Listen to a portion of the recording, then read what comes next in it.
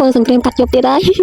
យមក7:25 នាទីគឺមកធ្វើសង្គ្រាមជាមួយនឹងរោងឃ្លៀកចាហ្នឹងគឺមកបកសម្អាតរោងឃ្លៀកបន្ទាប់នឹងឆ្លៀតបានបកសម្អាតរោងឃ្លៀកហ្នឹងឯងនេះខ្ញុំហើយមើលសាច់ស្គរគេលើមួតស្អាតល្អតែម្ដងហើយវីដេអូរបស់នេះខ្ញុំថ្ងៃនេះគឺនេះខ្ញុំចង់បង្ហាញនូវអតិថិជនរបស់នេះខ្ញុំបន្ថែមពាក់ព័ន្ធជាមួយឈុតស្គរតិចបករុំធំជារបស់នេះខ្ញុំនេះសារទៅរយៈពេលប្រហែលថ្ងៃនេះគឺអាកាសធាតុរៀងមានកម្ដៅខ្លាំងក្នុងការបកសម្អាតរោងឃ្លៀកនេះបើជានេះខ្ញុំរៀនរវល់បន្តិចមែនតែនេះខ្ញុំមិនសូវជាចង់ធ្វើវីដេអូនៅពេលយប់ទេដោយសារតែនៅពេលយប់គឺយើងថតអត់សូវច្បាស់ល្អប៉ុន្តែដោយសារតែមួយថ្ងៃនេះគឺអាកាសធាតុរៀងឡើងកម្ដៅខ្លាំងហើយទៅធ្វើឲ្យឈុតស្គរតិចបករុំធំជារបស់នេះខ្ញុំនេះតែពេលណាដែលមានកម្ដៅខ្លាំងគឺស្គររបស់យើងនឹងមានសភាពរាវហើយនឹងធ្វើឲ្យស្គរបករុំរបស់យើងគឺកាត់បន្ថយភាពស្អិតថ្ងៃក្នុងអំឡុងពេលដែលមានកម្ដៅរៀងក្ដៅខ្លាំងនេះខ្ញុំសូមណែនាំជូនដល់អតិថិជនរបស់នេះខ្ញុំថាក្នុងការបកសម្អាតរោងដែលប្រើជាមួយឈុតស្គរតិចបករុំធំជារបស់នេះខ្ញុំនេះគឺយើងកុំធ្វើការបកសម្អាតនៅពេលថ្ងៃត្រង់អាចធ្វើការបកសម្អាតនៅពេលព្រឹកក៏បានចន្លោះពីម៉ោង9ព្រឹកចុះក្រោមហើយនឹងពេលយប់គឺចន្លោះពីម៉ោង8យប់ឡើងទៅដោយសារតែក្នុងចន្លោះម៉ោងនេះគឺឯកតុនភាពវាមិនសូវក្ដៅខ្លាំងទេអញ្ចឹងទៅធ្វើឲ្យស្គររបស់យើងត្រឡប់មកសភាពដើមវិញមានសភាពស្អិតរមួលល្អតែម្ដងដូចនេះខ្ញុំតែងតែជម្រាបមករឿយៗហើយ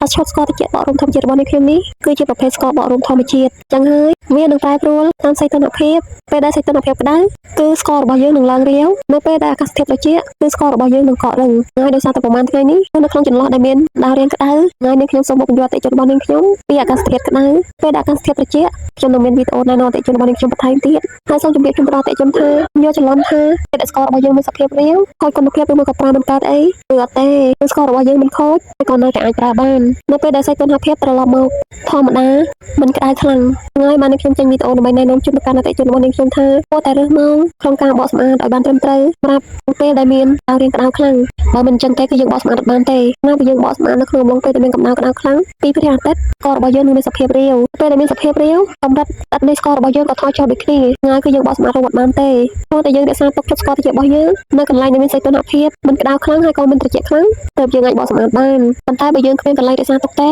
អតិថិជនទាំងអស់គ្នាអាចធ្វើការបកសម្អាតនៅក្នុងម៉ោងដែលខ្ញុំបានរៀបរាប់ខាងលើព្រោះជាចន្លោះម៉ោងដែលមានសីតុណ្ហភាពមិនក្ដៅខ្លាំងហើយក៏មិនត្រជាក់ខ្លាំងដែលធ្វើឲ្យឈុតស្គរតិចបករុំធម្មជាតិនេះត្រឡប់មកសភាពដើមវិញអញ្ចឹងគឺយើងអាចប្រើបានហើយចាហើយក្នុងការធ្វើវីដេអូនេះដោយមានបានឃើញស្រាប់ហើយថានាងខ្ញុំបកសម្អាតហ្នឹងគឺបកសម្អាតដោយខ្លួនឯងហើយបែរដែលសំខាន់មានកញ្ចក់ផងអីផ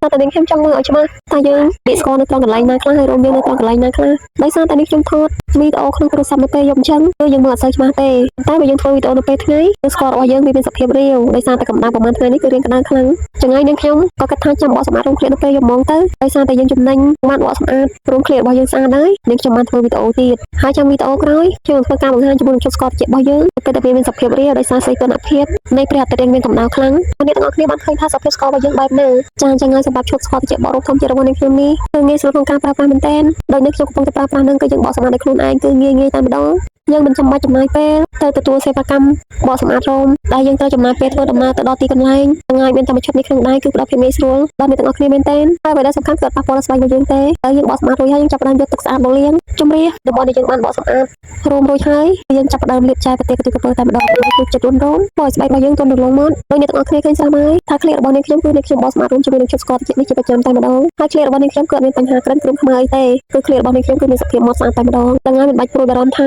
ប្រើឈុតស្គរតិចបករោមធំរបស់នេះខ្ញុំហើយតែឃ្លៀករបស់យើងមានបញ្ហាឡើងដល់ពកឬមកក៏ឡើងខ្មៅក្រិនគ្រើមអីទេគឺធានាថាស្អាតមកប្រឡងតែម្ដងដោយសារតែនេះខ្ញុំគឺប្រើជាប្រចាំតែម្ដងជាមួយឈុតស្គរតិចបករោមធំជាតិនេះហើយបានជាមានទំនុកចិត្តខ្លាំងណាស់គឺគេថាគេផ្អេងផ្អងប្អួតឃ្លៀកតិចសិនបន្ទាប់មកបានគេចាប់ដើមលាបចាយប្រទេសកន្ទុយក្រពើចឹងហើយងាយរួចជាការស្រេចតែម្ដងអត់មានអីពិបាកទេមានឈុតស្គរតិចបករោមធំជាតិនេះនៅក្នុងដៃតែវាដែលសំខាន់ណាស់មានប៉ះពាល់ដល់ស្បែករបស់យើងទេហើយមួយទៀតគឺជាផលិតផលកូនខ្មែរធ្វើដោយដៃតែម្ដង